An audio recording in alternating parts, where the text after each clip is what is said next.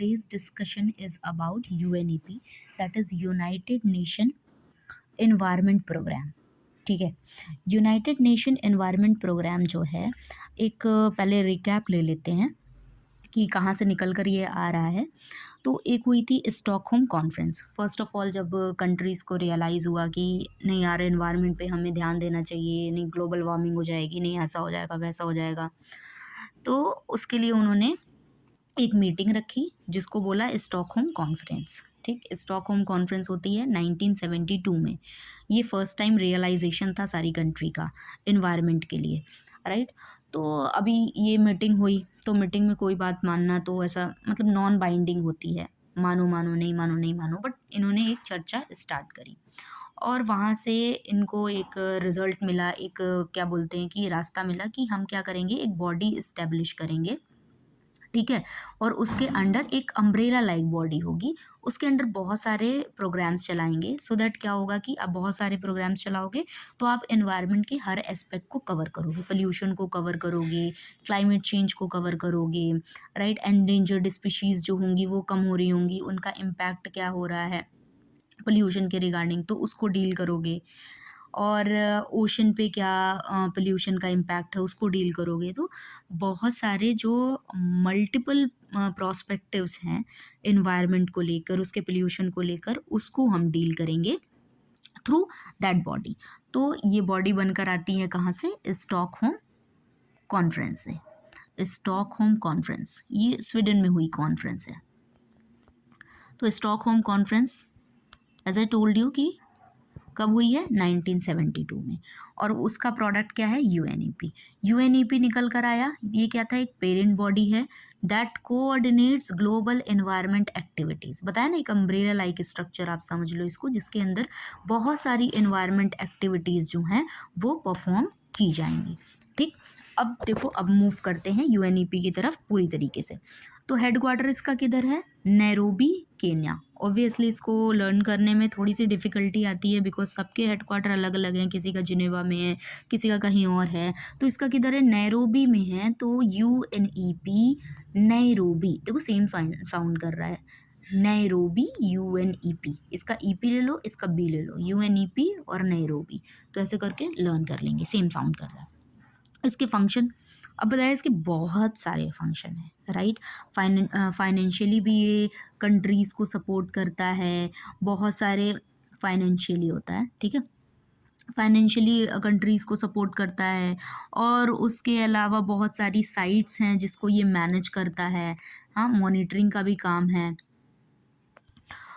और environment pollution को देख ही रहे हो कि उसके साथ साथ क्या है, बहुत सारे कन्वेंशन, बहुत सारे सेक्रेटरीट जो हैं वो यूएनईपी ही उसको क्या करेगा, गवर्न करेगा, राइट।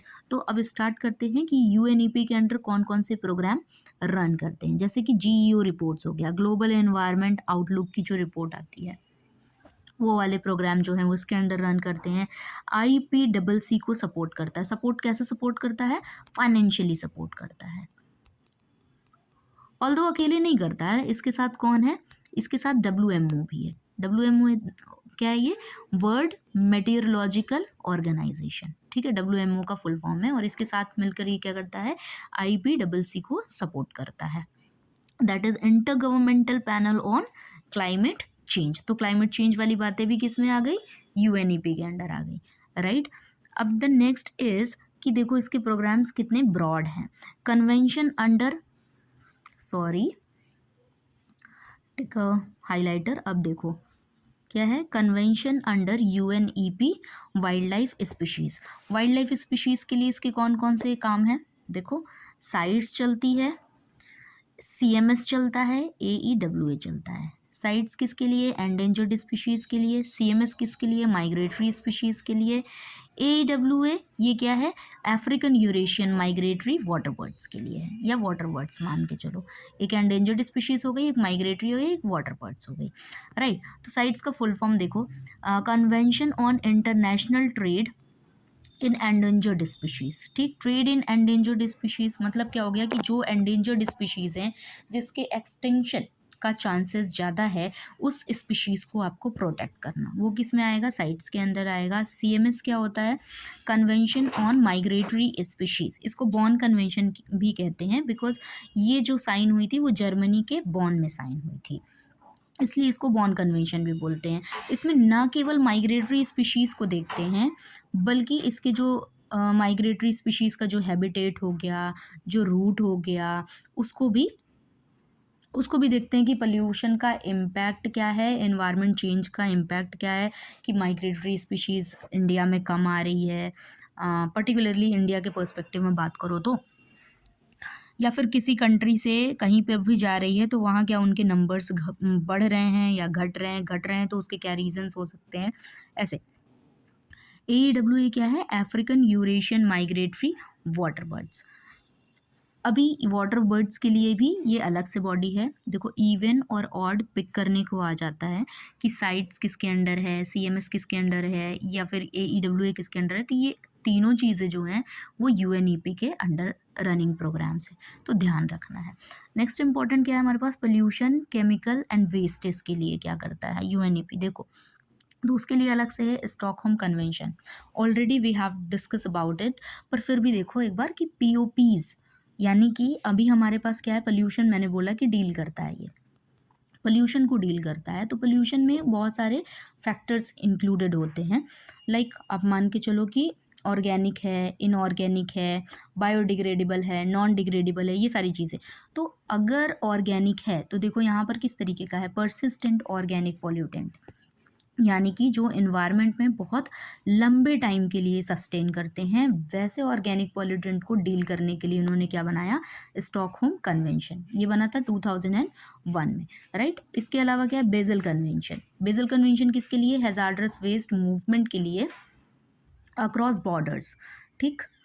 ये हैजार्डस वेस्ट मूवमेंट के लिए है। रॉटरडैम जो है वो भी हैजार्डस केमिकल्स के लिए है।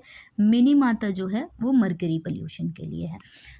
पोल्यूशन में ये बहुत सारे हेवी मेटल्स के नाम आते हैं एग्जाम में, लाइक नाइट्रेट ले लो, लेड ले लो, मर्करी ले लो, तो आता है कि आपको मैच द फॉलोइंग मिल जाएगा कि किसका कौन सा है, आप मैच करो। जैसे कि नाइट्रेट का ब्लू बेबी सिंड्रोम हो गया, तो यहाँ पे मर्करी का मिनिम आता है। इसको ऐसे थोड़ा सा ध्यान में रखना है कि M से मर्करी, M से मिनिम आता, राइट। अब चलो नेक्स्ट देखते हैं, that is climate and atmosphere. इसके लिए सबसे पहले साइन हुई थी वियना कन्वेंशन, क्लाइमेट और एटमॉस्फेयर के लिए, मतलब ओजोन फ्रेमवर्क, ये अग्रीमेंट के लिए।